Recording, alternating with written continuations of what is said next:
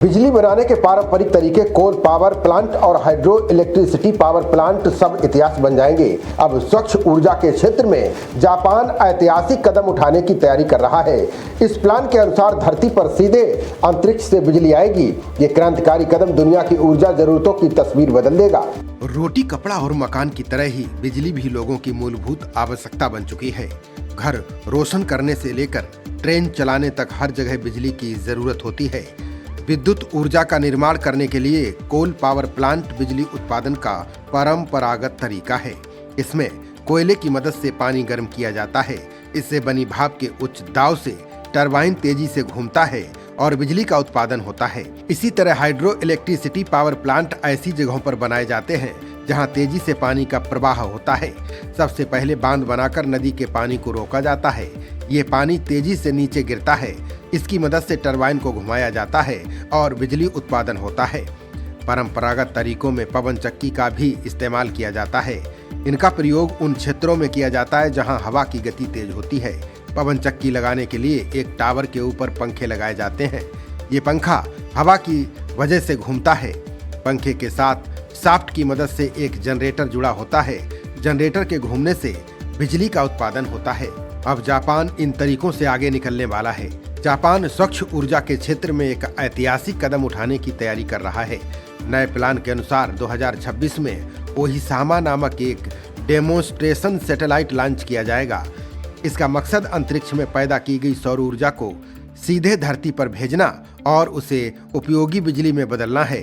अगर ये मिशन सफल रहता है तो ये दुनिया में अपनी तरह की पहली उपलब्धि होगी।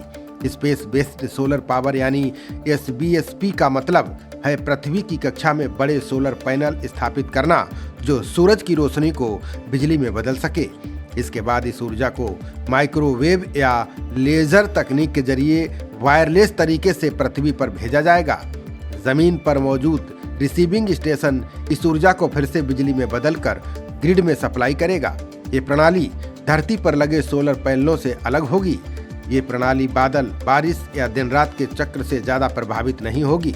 यही वजह है कि इसे भविष्य की स्थिर और भरोसेमंद ऊर्जा तकनीक माना जा रहा है।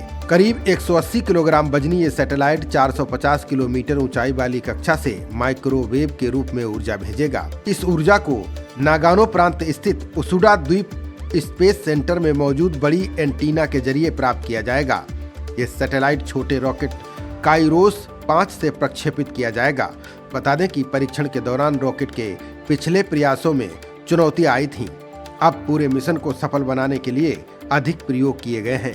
जापान स्पेस सिस्टम्स द्वारा प्रभावित मॉडल के अनुसार भविष्य में 36,000 किलोमीटर ऊंचाई पर विशाल सोलर तैनात किए जाएंगे।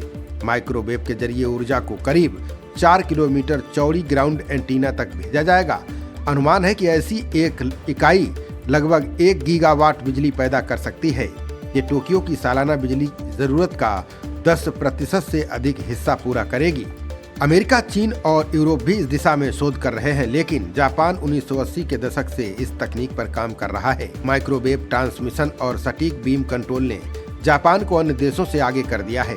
यदि ये प्रयोग सफल रहा तो 2040 के दशक तक इसके व्यावसायिक उपयोग की राह खुल सकती है। भविष्य में चंद्र मिशनों को ऊर्जा उपलब्ध कराने में भी ये तकनीक अहम भूमिका निभाएगी। खबरों का सिलसिला जारी रहेगा। देखते रहिए जनप्रवाद। नमस्कार।